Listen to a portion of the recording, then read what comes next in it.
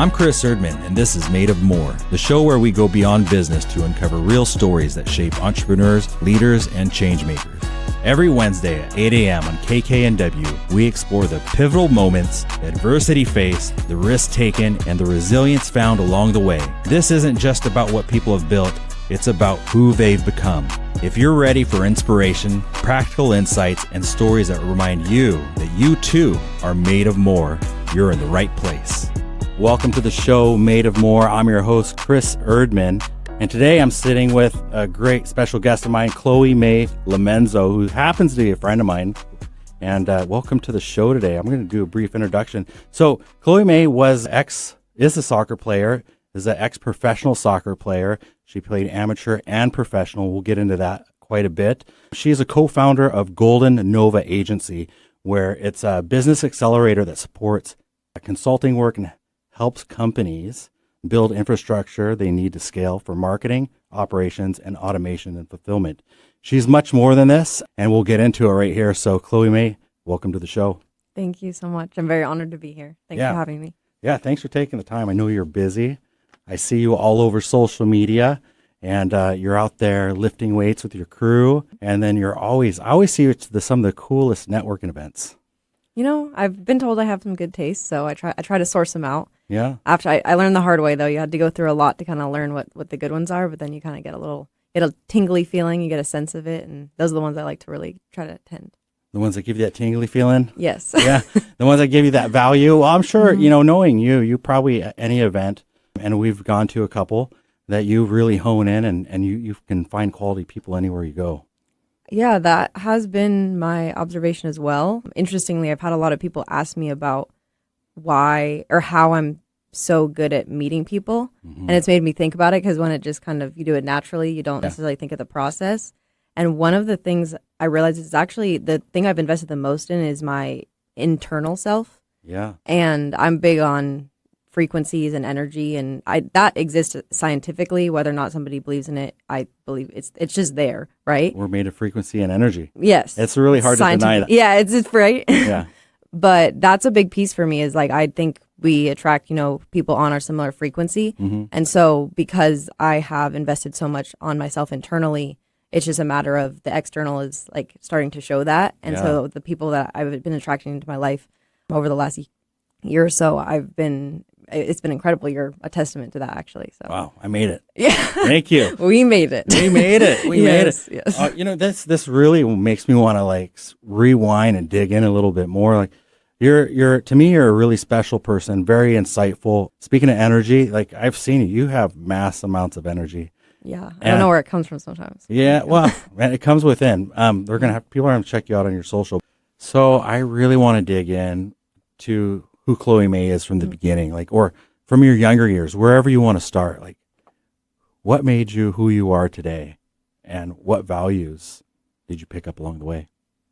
So I grew up with two people that were raised almost very traditionally in Connecticut, but they moved out west when my mom she graduated from Evergreen State College, if you're familiar. Yeah. And that's very, I don't know, I call it a hippie school. I grew up in Olympia, Washington. Okay. So she was very into gardening. My dad graduated from University of Vermont and studied agriculture. So they were, very close to nature and really live off the land. Living off the land. I grew up gardening. I remember we had 3 rows of raspberries. I'd go out and pick the raspberries. We had chickens. Mm-hmm. So it was very humble beginnings, but full of adventure. I never had TV or any of that. So it was I was a very imaginative kid. And I also had always went to alternative education, which was very foundational for who I am today. I went to a public alternative school, which was very interesting. What does that mean for those of us that didn't go to alternative school? Sure, yeah. It was we basically avoided mainstream curriculum as much as possible. We did have to take the state testing, but we had no grades. We were very lucky to have a beautiful big gardening again comes up, big native garden. We had a big vegetable garden, full size greenhouse that was incorporated into all of our classes or into our education throughout it. We had a science teacher, kind of imagine Bill Nye the Science Guy. Yeah, I remember him. Yeah. Yes, we had a. I thought you were too young for him. No, not quite. So all of that was just very outside the box thinking. It was very focused on community. We also learned about movers and shakers every year. So I remember becoming aware of like what slavery was from a young age and like just what our history of our country is, which I found when I had actually switched over to public school, Sure. that wasn't really addressed properly. But because there was the teachers at the schools I went to, they really cared about like collectively what we were doing to like move the needle forward and like, you know, actually make some changes that they believed needed to happen. And so they wanted to incorporate that through the education. And that was very foundational for who I am today. Wow, that's cool. Sounds like you really had hippie parents. Yes. And yes. you were saying that your dad was in a teepee for a little while? Yes, that was interesting. He lived in a teepee for 8 years, and the only reason he moved out of a teepee was because my mom said, if you don't move and buy a house, then I can't stay over, because I was cold when I tried staying overnight. Mm-hmm. So he was like, I guess he wanted me to stay over. He's a responsible dad, loved his daughter. Yes, he did it for me, I guess. Yeah, still sounds like they still spoke to each other even though they split up. And yeah, I mean they got along well. They never had gotten married. They were high school sweethearts. Mm-hmm. Grew up both in Connecticut, which I also feel sometimes is funny. I've gotten people on the West Coast saying, "You don't seem like you're from the West Coast," which can be interpreted different ways. But I think I'm a very direct person. Yeah, you are. And sometimes, you know, maybe their association with people on the West Coast can be a little bit more indirect or passive. And so I always feel like I have a little bit of East Coast energy and West Coast energy, which I like that dichotomy. Yeah, I mean, I think it's knowing just a little bit more about you, having like hippie parents now and the alternative school. I would say to me, you come off like really grounded, bold and thoughtful at the same time. And well, thank you. And I've seen you in the crowds, and you really make everybody feel comfortable in your own way. And I don't even know that you're trying to, but I've noticed that you tell people, I see you. That is really important to me. Mm-hmm. So that's cool that you recognize that. Interestingly, actually, in like, I would say middle school through early high school, I was extremely shy. So a lot of people think I'm extroverted, which I'm actually more introverted. I do enjoy connecting with people, but I need my recharge time. Right. And I actually had to like train myself or reprogram myself. I consciously started to reprogram myself when I was about 15. And I've been doing that consciously for the last over a decade. Wow. I'm not really sure exactly how I became aware of that. I will say my dad, something very foundational from my dad is he taught me that anything is possible from a very young age. I distinctly remember conversations when I was very, very young, like 3 or 4 even. And I would be like, well, you can't jump to the moon. You can't hold your breath forever. And he'd always say, yes, it is. It's possible. It's possible. And I think he just did that to really like make a point. And that like stuck with me my whole life. Like it was never that when I decided when I was younger, I wanted to play professional soccer. It was never a question if I could do it. It was just like, I'm going to do this and I will work to do whatever it takes to do that. Wow. You know, what you're saying really resonates with me in a few different ways. It'd be interesting for you to dive in and try to explore what was that awareness at 15. At 19, I had a similar awareness and I decided to totally reprogram myself from who I was prior to 19. Wow. And it was just something that I knew I was going to do. Yeah, it was intuitive almost, right? Very, very intuitive. And I don't know that anybody ever told me this, but your dad said everything's possible or anything's possible. Anything, yeah. And ever since I was a late teenager, especially around 19 and up, I've always had this saying in my head, let's see what's possible. And so I'm just like that. I've always thought there was no limit besides just what we want to do. I love that. And sometimes it gets us in trouble. Yeah.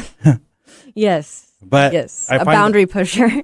I find like that we push ourselves probably past our limit. Yeah. Which are going to end up growing anyway. So I don't know that it's a bad thing. Yes. Yeah, I think it's not a bad thing as long as we also are able to circle back and establish a balance. Because at least when I think I can speak for both of us, we're doers. Mm-hmm. So when you're a doer, it's definitely inherently a great thing. Yeah. But I find myself, like I've even had one woman I remember back when I was 16, she said, make sure you don't combust. Mm-hmm. What does that mean? Is that a hygiene thing or no, just joking? I interpret it as like I have a very like kind of fiery spirit and sometimes I would honestly forget to like drink water back then. Yeah. She was more of like a spiritual person. Okay. So that's I guess where maybe it came from. But I ended up actually having, when I lived with my dad for 2 years. He lived out in Roy, Washington, which is, it's near Yelm, Mount Rainier. Yeah. So I lived in Olympia. I went to school in Olympia. He worked in Olympia, so we would commute 1 hour both ways.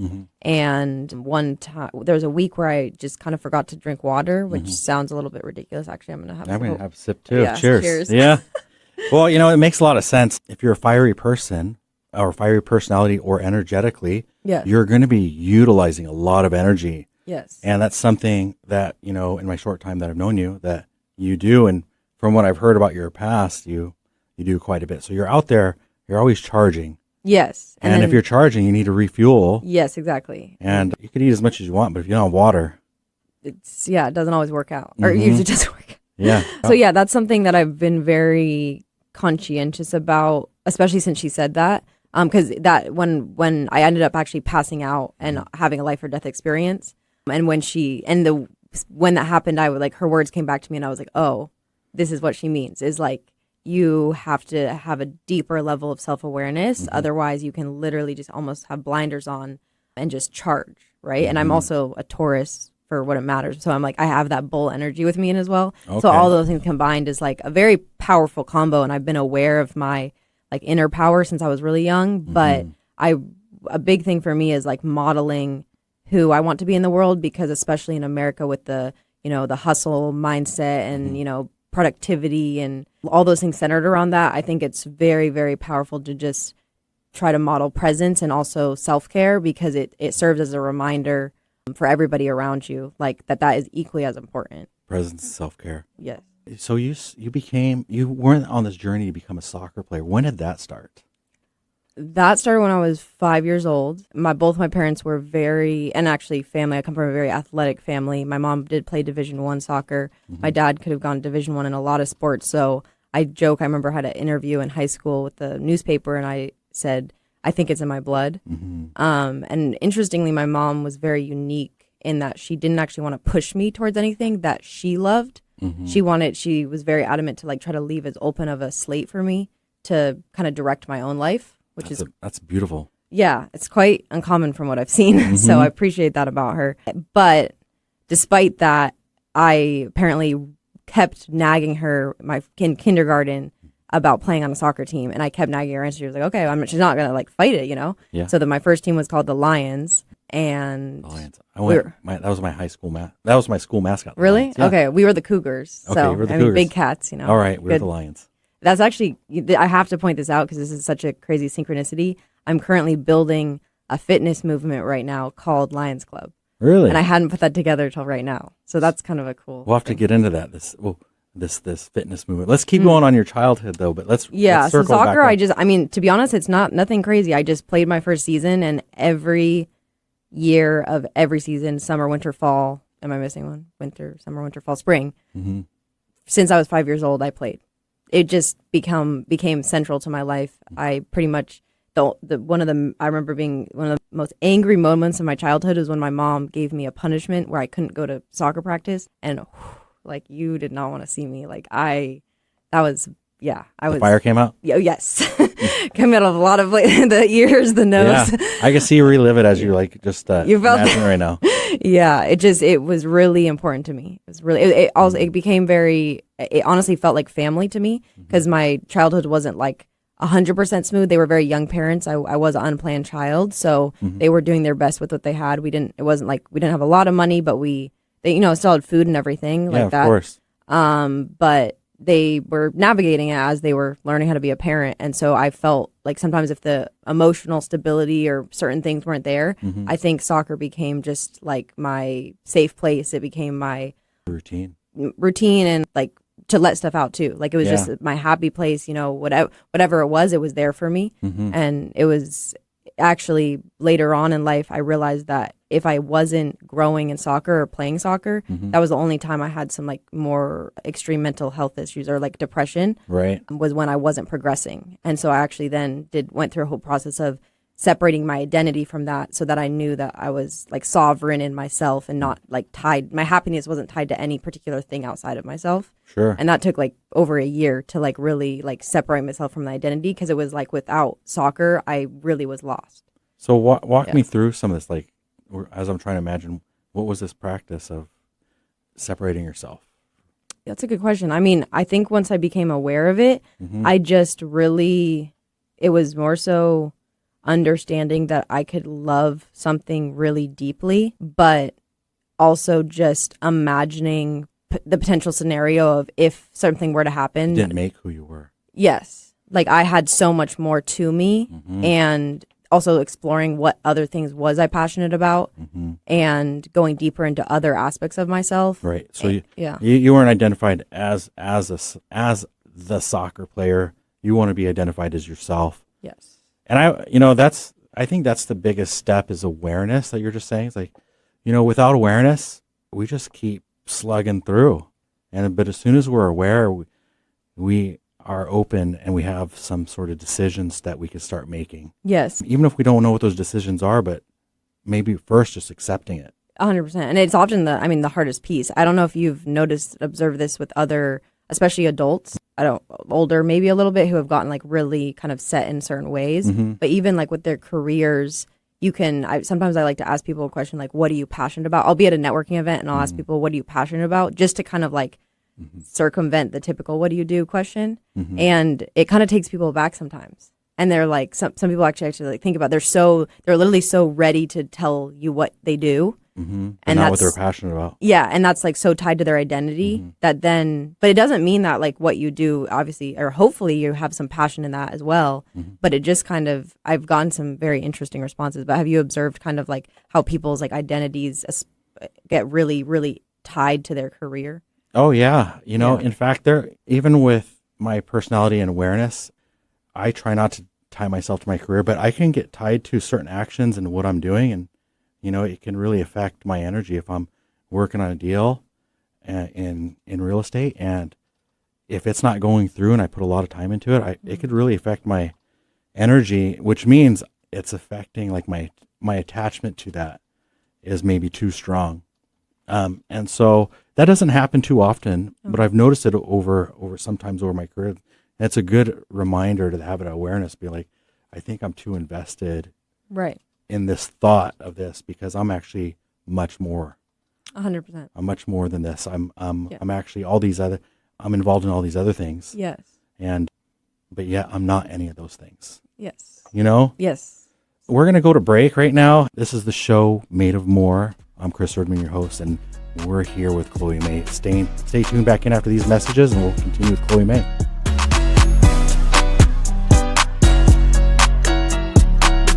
You said you'd never buy your kid candy from the checkout aisle, or forget extra diapers, and never give in to a meltdown.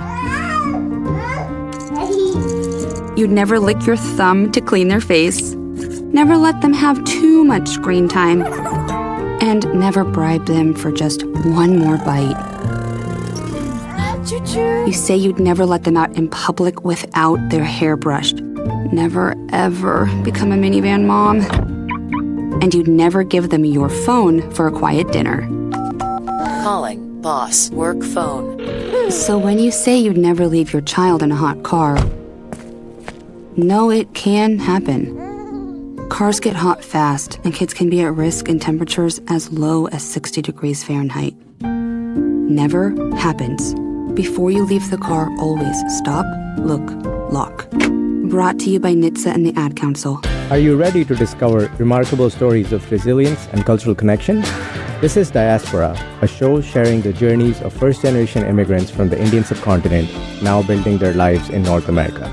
Inspiring, insightful, and always engaging, Diaspora offers a unique perspective on the immigrant experience. Join me, Aditya Mehta, my guests, on the Diaspora Show every Wednesday at 2 p.m. right here on KKNW. The more you listen to your kids, the closer you'll be. So we asked kids, what do you want your parents to hear? I feel sometimes that I'm not listened to. I would just want you to listen to me more often and evaluate situations with me and lead me towards success. We're not adults, so just be there and listen. I just want someone to yap to. And I just feel like I'll be fine if someone just hears me talk and talk and talk and talk and talk and talk and talk. You're doing a really good job. And I don't think I tell you that enough. And I know sometimes we get into it and it's just hard on both of us. But, try to understand me more and I'll try to do the same. Listening is a form of love.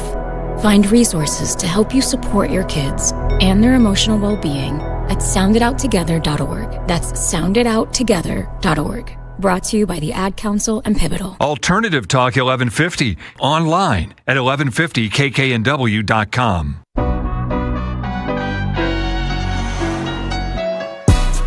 Welcome back to the show Made of More. I'm your host, Chris Erdman, and we're sitting here with Chloe May Lamenzo. And I know her as the professional soccer player. I know her as this entrepreneur, this open-minded human being that's here to share and bring value wherever she goes. That's how I think of you, because cool. it's wherever you show up and within the friends that we have mutually. And then when I scroll by you on Instagram, it's like, wow, she's providing value and energy wherever she goes. This is a strong woman here. Well, I appreciate the feedback because that is my goal. So there you go. You're doing it. Perfect. At least in the moments that I see you. Yeah. Keep it rolling. Keep it rolling. Well, before we went to commercial, we were talking about your soccer career, and I just got to say, wow, there's so many lessons early on in your early years about soccer and awareness, and also that thought of attachment and like with soccer. It sounded like with soccer who you were, then you had to come to terms like you wanted to be your own, and soccer was something that you did. 100% is how I interpreted it. Yeah, pretty much. One thing that comes to mind in terms of lessons is I remember when I was, I think around 10 or 11, I think this is a natural human thing where you can have a kind of sometimes a harsh internal voice, and especially in sports, it comes out, right? Because you're always competing. And it was just when I made a mistake or something, I would just be so harsh on myself. I used to actually not even be able to take compliments. Like I'd be so in my head and internal that like if I played a game, I remember parents or something on the sideline coming to me after the game like, oh my gosh, good job. And I would argue with them and I would fight. What would you fight? Would you say, hey, good job, Chloe? I would, no, that was not a good game. Yeah. What are you talking about? So hard on yourself though, right? Yeah. And probably rude, but I mean, maybe, I don't know how they saw it, but in hindsight, but it was a kid, knows? So it's fine. And I remember I had a friend that changed my life and she said, Chloe, you can just say thank you. That's their perception of you. And I was like, wow. It was so simple. How old were you when you heard that? I think I was probably 11 or 12. Oh, wow. I could totally relate, but I feel like I had the same lessons in my 20s. Oh, okay. Where I could never take compliments. But it's still been a journey since then, trust me. Okay. Yeah, it wasn't like I snapped like this. It was just like the awareness piece. The awareness. There's a light switch that just clicked on. Light switch. Okay. Yeah, and then now it's evolved, and I think I'm way more graceful at accepting compliments. But it was quite a journey to get to that point, and I even try to inspire others to do it too, because you can see sometimes when people automatically are like, oh, they want to put the tension away, but sometimes just reminding people I think it's healthy to accept a compliment. It's like it is super. Yeah, they're giving you energy. Yes, they're giving you good energy. Literally, yeah. It's so easy to accept bad energy. Like you're driving down the road, somebody flips you off because you accidentally cut them off. You get affected by that. Good point. But it's so hard for us to accept, for many of us to accept a compliment. Yes. You look great today, or nice outfit, or you did so well at this, and you were like, oh, I could have done better. Yes. But if you could just turn that light switch on and be like, let that sink in. Yes. And just say thank you. Yeah. That was a lot of work for me to start doing. Yeah. It's like when somebody starts saying good job to me, it's like instead of being like, no, I could have done better. Yes. To switch it, to turn that off and just let that absorb in. It's like how'd that change you when you started allowing it? To add on to that really quick, I think it really helped that sink in what we're talking about when I understood that you saying thank you to somebody else is actually giving them something as well. You're giving them the ability to pass along love in a sense. Yeah. When it is a genuine compliment and not motivated by it. It is a form of love. Yeah. Otherwise, if you don't say thank you, guess what? You're rejecting them. Exactly. Or they might feel rejected. You're right. Yeah. Or at least a closed off version of who you might be. And then you never know what doors that can open in the potential of a relationship. Yeah. Right. So all those little details. But like saying thank you is like paying it forward almost. Reciprocating. Yeah. We'll go with that. Yeah, that's good. So, I mean, I wanted to go, when I was talking about my lessons when I was a little bit younger, along with the learning to accept praise, there was also my own internal dialogue. And that was I guess, maybe my first example I can remember of actually maybe doing some reprogramming, which was every time, and this also I remember taking maybe a good 6 months or so, every time I had something negative, like when I made a mistake with the ball or on the field, I would counter it immediately with something super positive. And I only did that like an extreme on the other end to like really try to get my mind like out of it. Yeah. And it would just be something like, you got it next time. You know what I mean? Yeah. Like I made a bad pass, and slowly over time it became just natural, right? And not even conscious. And that I found affected like even just like in my business life too, outside of soccer, that whole dialogue is so important. You're more likely to get it next time when you say you got it next time. Right. Opposed to being like, oh man, you could have done better, or because I can create those like spirals, those negative internal spirals, which in people's like regardless of sports, that is transferable, I think, in all of life. Yes. Yeah. I agree. Wow. So many, you're speaking to me here. Good. You're speaking to me here. You know, I grew up in a house and our parents loved us, but there was like there was a lot of like harsh words and like harsh messages growing up, probably because of lack of awareness. And I found myself at around that age of 19 and beyond, like in this reprogramming and starting to open up books. Got you. That spoke to me totally differently. Wow. And at one point I just said, this is how I understood. I was like, we're all brainwashed one way in life, some ways in life. Yes. And, whether to like something or not like something, to like iPhones or Galaxies. So I decided, I just came with this term. I said, I was brainwashed one way to believe things one way, and I'm going to completely brainwash myself the other way. And so I started opening up books, and eventually when internet came into play, like YouTube and whatnot, and there's a guy named Greg Pinio that we know, listening to him, Tony Robbins. Brilliant mind. Yeah. And the list just keeps going on and on and on. And for a while, and even still, almost daily, I listen to something that reprograms my brain to be stronger, faster, more spiritual, deeper thinking, more kinder, more open-minded. And whether it's for business or for spiritualness or relationships, like it's just, I keep programming myself every day. And there's some of them, like it's turned into like almost a reaction of this reprogram. Like all of a sudden, instead of that old voice coming in, this like Napoleon Hill voice, boom, comes right in, answers for me. I was like, whoa, what was that? Right. Yeah. You're like, I'm open to it. Can you relate to that a little bit? Yeah. Yes. Sounds like that's what you're doing. I just want to share my experience. I know. I love that. That's very relatable. I think we have quite a few things that are some parallels for sure. Yeah. There's one, I want to do one book name drop here, and to point out too, which I think some people are for sure aware of this. I don't know in the general public how many, but what you're talking about also affects us on a biological level. And I think that's really important to point out. My dad had me read a book in high school called The Biology of Belief by Bruce Lipton. Okay, I've heard Bruce Lipton. Okay, yeah, he's a science biologist and never read his book though. He's also quantum physics and different things. But his book is super amazing for just layman terms, or like I wasn't like a genius or anything when it came to school, but very easy to understand, actually very entertaining, super easy read, but powerful to understand, just breaking down actually how, you say mind over body. It's basically like breaking that down scientifically. Yeah. Amazing book. And so just what you're saying, to think about how, I'm not going to ask how old you are, but for whatever age you are to 19, that amount and how it's also affected you biologically is very, very powerful. Because, I mean, my dad, honestly, he doesn't have health insurance. I'm not saying I support or deny that publicly, but I do respect him in the sense that he truly believes in, like, he takes such amazing care of himself and how he speaks to his body with, the ultimate preventative health. Yes. Yeah. Yes. And I think that's just really important these day and age, because, I mean, the stuff that's going into foods, and I really do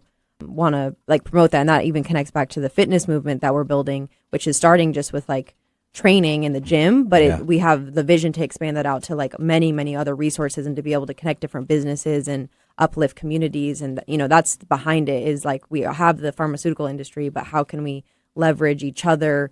And, when the tide rises, the boats rise with it. So we want to be able to create accessibility to all the actual preventative health and naturopathic health And building measures. community at the same time. Exactly. Yeah. Yeah. And that goes even to like on the other side of financial things as well. It's not just internally, but then how does it also affect what have we been educated on and how can we actually get there's resources out there, but a lot of the time they don't know people don't know where to find them.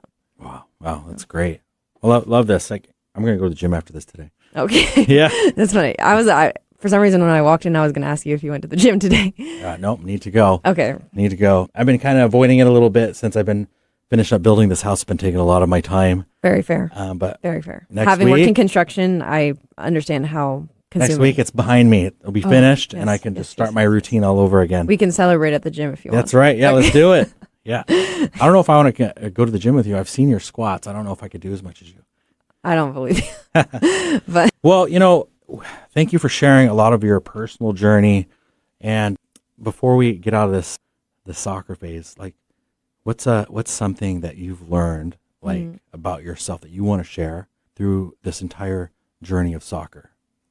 I think honestly what is the most powerful, and I think about this even in the gym all the time, is I don't know what my potential is. I don't know what my limits are because I've pushed my limits so far, so many times, physically and mentally, that if somebody was like, we need to keep going, like say sometimes I don't know, I'm one of those dramatic people a little bit where I'll like picture like a Hunger Games scene and like who I would be in the Hunger Games. Yeah. Who would you be in the Hunger Games? Honestly, I do really like Rue. I mean, I think I like to be very like sneaky. So I do kind of like her, like she's up in the trees, Yeah. I do think that was, I like that.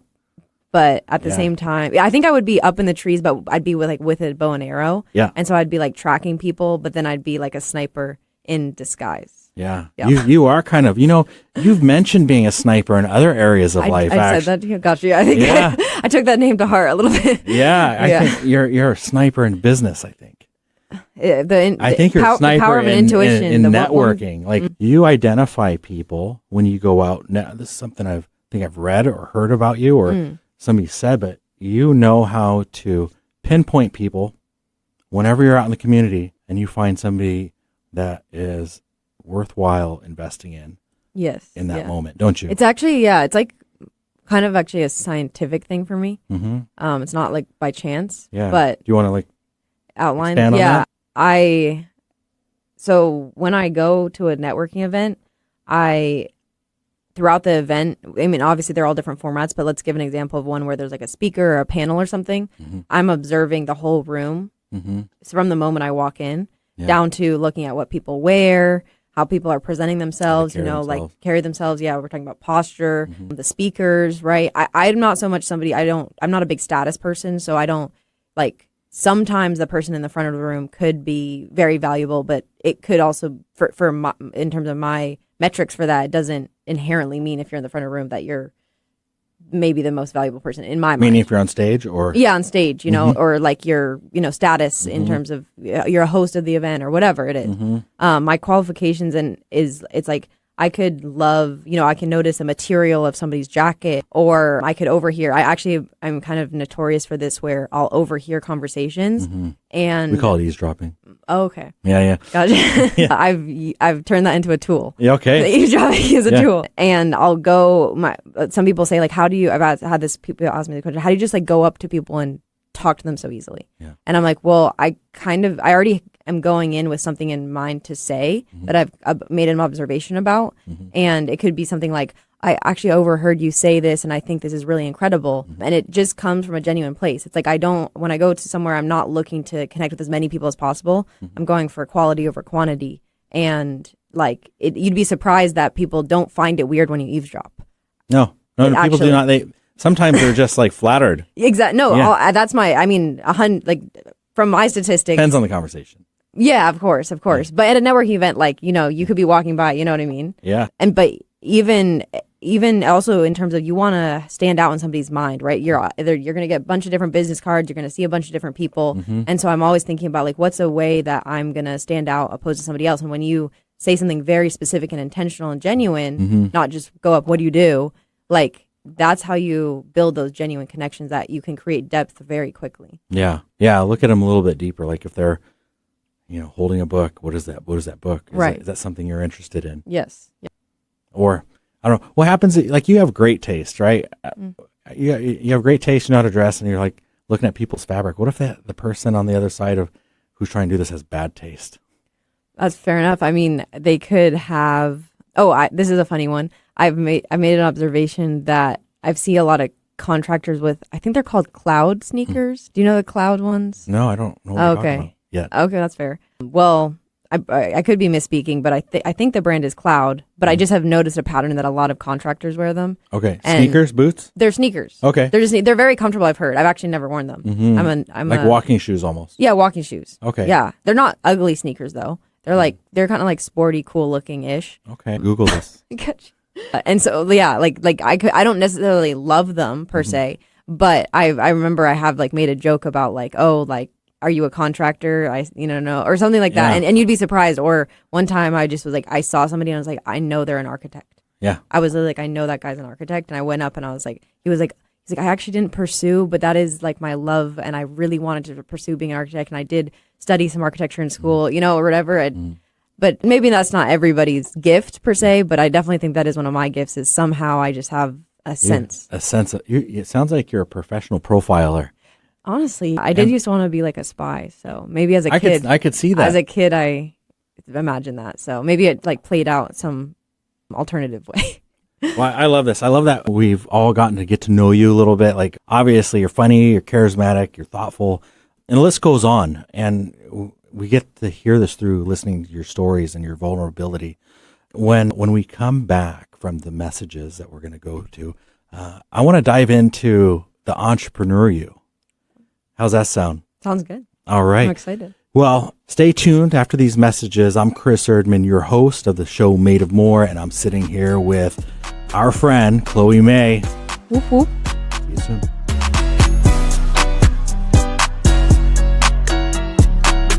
You said you'd never buy your kid candy from the checkout aisle. Or forget extra diapers. And never give in to a meltdown. You'd never lick your thumb to clean their face. Never let them have too much screen time. And never bribe them for just one more bite. You say you'd never let them out in public without their hair brushed. Never, ever become a minivan mom. And you'd never give them your phone for a quiet dinner. Calling boss work phone. So when you say you'd never leave your child in a hot car, no, it can happen. Cars get hot fast, and kids can be at risk in temperatures as low as 60 degrees Fahrenheit. Never happens. Before you leave the car, always stop, look, lock. Brought to you by NHTSA and the Ad Council. Hello, I'm Chris Erdman. Every Wednesday at 8 a.m. on KKNW, I sit down with inspiring entrepreneurs, creative minds, and game changers to uncover the real stories behind their business. On my show, Made of More, we explore the challenges that they've overcome, the breakthroughs that they've celebrated, and the mindset that drives them forward. If you're ready to unlock your full entrepreneurial potential, Made of More is the show for you, because here we know you are made of more. Every Wednesday at 8 a.m. on KKNW. Statistics show that roughly 20 veterans die by suicide every day in the United States. And each day, over 1,000 dogs are euthanized in shelters across the country. Canines for Warriors is the leading nonprofit organization providing highly trained service dogs to veterans with PTSD and other invisible wounds of war. Hannah and I, since we've been together, we have done so much. There's nothing I won't do now as long as Hannah's by my side. Without Hannah, I'd probably still be stuck in the living room with the curtains drawn, with my back to the wall, with probably a gun on my lap. The majority of service dogs from canines are rescues, and with each pairing, 2 lives are changed forever. We rescue the dog rescues the warrior. To learn more about how Canines for Warriors is saving lives at both ends of the leash, please visit caninesforwarriors.org. That's caninesforwarriors.org. Wondering what's on next on Alternative Talk 1150? Check out 1150kknw.com.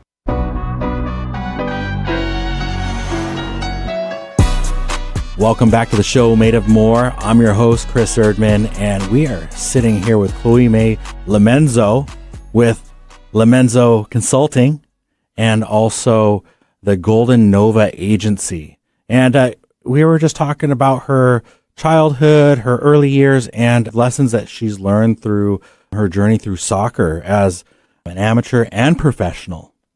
So thanks for sharing all that. I love sharing, so thanks for asking. Yeah, you're really great. You've just been on 3 other podcasts lately, haven't you? Yeah, I'm on a roll. You are? What was the last one? Last one was with Greg Pinio, the Greg Pinio podcast. Oh, give him a shout out. What's up, Greg? Yeah, highly recommend that. Amazing, Greg was on the show. I was on his show. Cool. Yeah. Community, right? Very great community. Now that we got to know you personally and your personal side and your lessons through life, I'm really curious in this last 18-minute segment. Tell me about your entrepreneurial side. What's driving you and where are you headed? What's going on? Where are you headed? Sure.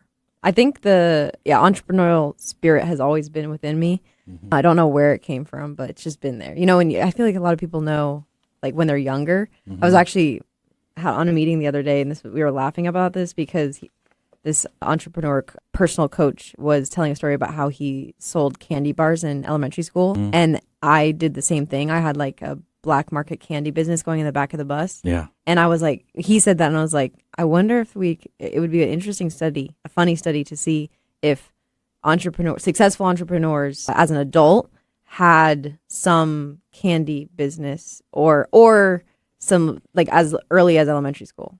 I had a lemonade stand. That's just a side note, but okay, yeah. I count that. I would count that. Yeah. It's a little more innocent, but that speaks to your character. It wasn't dealing drugs. Yeah. But I was back, the back of the bus gets a little crazy. But anyways, that's where my entrepreneurial journey started. That's cool. And what grade was that? 4th grade. 4th grade? Yeah. Yes.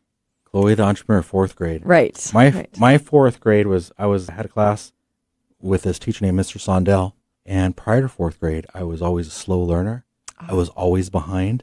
I relate to that. And not included in a lot of things because of this stuff. Mostly probably because I was quiet. Mm. And this guy believed in me so much. I went from behind on math to doing 10th, 11th grade math. Oh, and then making drawings that were so realistic. Oh, wow. It was the most life-changing year of my adolescence. Wow. You're an artist too.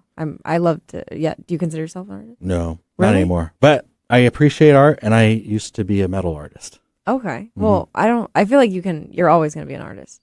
Thank you. We'll see. Okay. 2026. Okay. We'll find out. So back to your question. Actually, I can kind of tie this in nicely with our previous segments because when I was going through, I guess I would call it an identity shift in terms of my separating myself a little bit from the soccer side of things. Actually, and what year was it? How old were you? That was a junior in college, so right. I would have been, I don't know exactly how old, 20 something. Yeah, okay. 22. Okay. I think.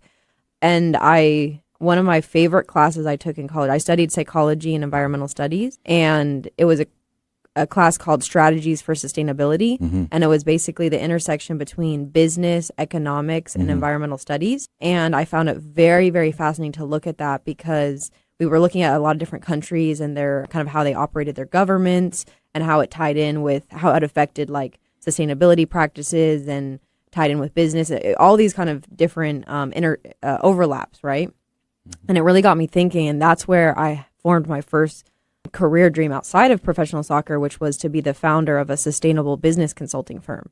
And I envisioned myself to be an expert on helping businesses come up with alternative business models because I think I just knew at the time, you always have the business model of, okay, you got to meet your bottom line, right? And it's growth, profit. Mm-hmm. And business, and I think profit has been very linked together. But if you actually break down like the definition of business, it's actually tied to purpose. And it's just that the way that business has been portrayed from a marketing standpoint and internally and how businesses have been built out has been linked to profit. And so that's from an academic standpoint, that's been very interesting to look at. And that's kind of led me to where I am today. I'm not the founder of a sustainable business consulting firm, but I am going full time. I'm just going through a career transition recently. And I'm never going back to a W-2. I'm 100% sure about that. All right. So I'm very happy about that. Although my years of experience I was a server at a restaurant while also exploring a lot of things. And then I worked in construction the last 2 years. I would not trade that for anything. Extremely valuable knowledge and experience and challenges, but now I want to tie all my experience and knowledge into being able to really help businesses be sustainable. And I think that's extremely critical now. What does that mean, business be sustainable? Yeah, I mean, essentially, because the only thing that we can guarantee is change, right? And so be sustainable in this context is what I mean, is be able to sustain through change. Yeah, this big AI change right now is one of them. Yeah, very significant, right? Yeah. It's pretty relevant. It's happening. Yeah. And there's something called, have you heard of the singularity sprint? No. Should I have?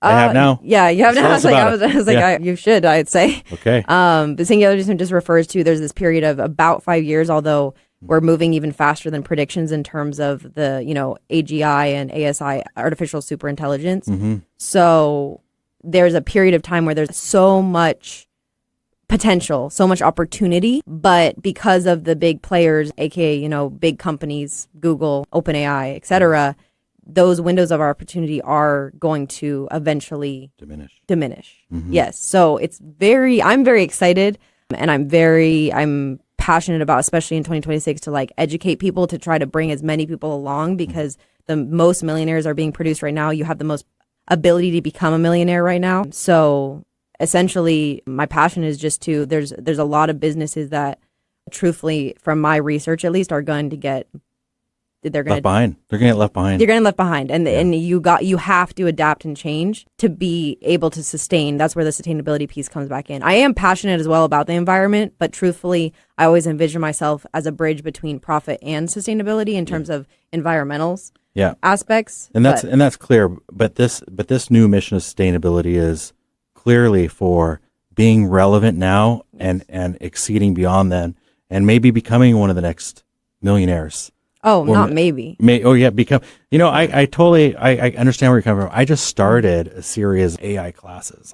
Cool. I'll have to share some stuff with you later. Yes, please do. Yeah, and something that I'm really passionate about. I did 3 hours the other day, hour yesterday, an hour today. Okay, amazing. So I'm just it's a new meaning for sustainability. So good on you for caring about these business owners. Yes. And helping them create a path. Exactly. For sustainability to thriving. Exactly. That's exactly right. I mean, I might need to hire you to help with my marketing. You know what? People have hired me before. Okay, gosh. Yeah. I was like, I don't want W-2. I'm going to be a contractor. That sounded pretty good. Okay. So, all right, really good.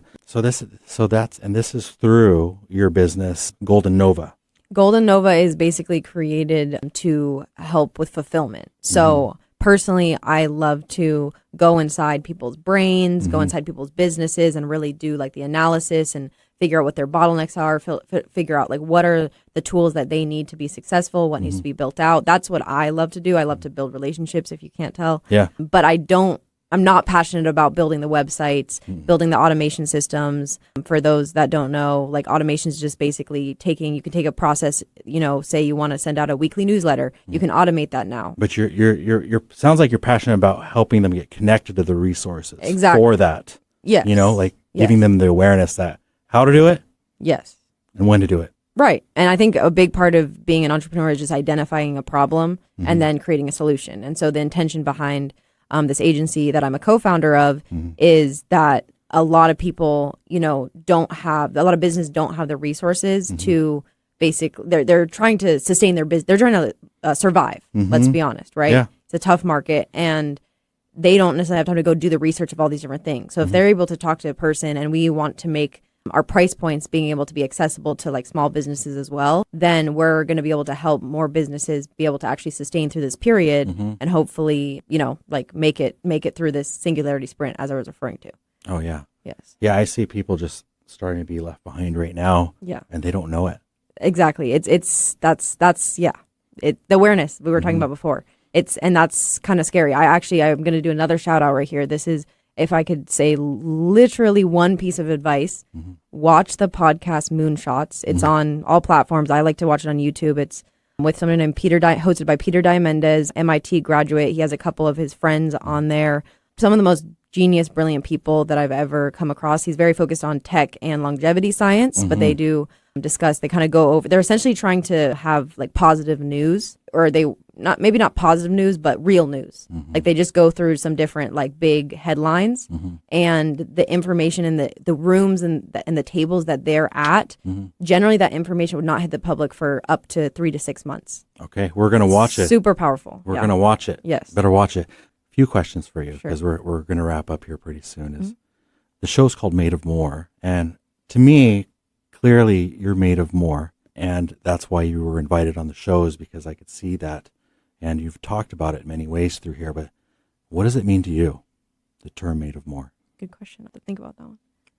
What does it mean that I'm made of more? Or whether you're made of more or just the term. The term, okay. In any context. I think the first thing that comes to mind is you are enough. We are all enough. And I even seen people wear a t-shirt, you are enough. And that's very powerful in itself. And when you understand that you're enough, you don't come from a scarcity mindset. Yeah. Come from an abundance mindset. And that's actually a big part of my reprogramming is abundance. Abundance. And that for me, when I hear made more, I think of abundance. And your abundance mindset, that you have that awareness that you're moving forward on, right? Yes. And that you're also the abundance mindset that you had when you were a little girl, and you've had these awareness moments, right? Or accepting, looking back on our conversation, that you are now accepting praises and compliments. Yes. And now you've blossomed to this next venture of life with your leadership. You're wanting to make sure to give abundance to these business owners through sustainability and thriving. Exactly. Helping people understand that you have enough to make it. You can be abundant. We can all be abundant. Yeah, we could all be abundant. Next thing I want to know is how do you want people to find you or look you up, if you want that at all? Yeah, I do love to connect with people, so please reach out. I would say LinkedIn and Instagram are great ways to start. Yeah, what's your Instagram handle? Chloe May Lamenzo. Okay. I changed it to that recently, so it was easier. And my LinkedIn is Chloe May Lamenzo. All right. Yes. That's very direct. Yeah. That's good. Try to keep it simple, right? Yeah, a lot of these big Instagram stars are going back to their name. Right. Instead of this company name. So there you go. Personal brands can be very powerful. Okay, so they could find you on LinkedIn and Instagram. Those are the best ones. Yeah. And then do you have any websites you want to share at all? If you look up GNA Operations, that stands for Golden Nova Agency, GNA Operations, GNA Marketing, and GNA Sales. We have those 3 different websites to look at some of our services that we offer. But honestly, I highly recommend just getting in touch with me directly and starting a conversation and seeing how I may be able to provide you value. Because like you said, I am genuinely passionate about that. Yeah. If you don't follow her, that you need to now. And Thank you. Chloe May, I just want to say I could talk to you for days, it seems like. And thank you for being on the show, driving here, taking your time. Yeah, thank you so much. Thank you so much, Chris. I'm really happy. I was like, when's our next episode? Yeah, we'll have to do this again. We could do a Facebook Live or something. Right. Actually, at your new house. Yeah, we'll do it at the new house. Yes. That'd be great. We'll throw a podcast party. Sounds good. I'm in. All right. Thank you for having me. Thank you, Chloe May. I'm your host, Chris Erdman. You're listening to the show Made of More. And again, we've been listening to Chloe May. Thank you. Over and out. Thanks for tuning into this episode of Made of More on KKNW. Whether you're on the road, at the office, or listening from home, keep chasing what lights you up, keep building what matters, and never settle for less than the life you were made for. You are made of more. More purpose, more impact, more joy. Made of More is part of the Speaking Current network of shows and podcasts, all of which that are dedicated to inspiring listeners to build lives of meaning, connection, and value. You can find the Speaking Current network of shows, including Made of More, wherever you get your podcast. You can also find us on YouTube. Until next Wednesday at 8 a.m. on KKNW, I'm Chris Erdman. Stay bold, stay inspired, and stay made of more.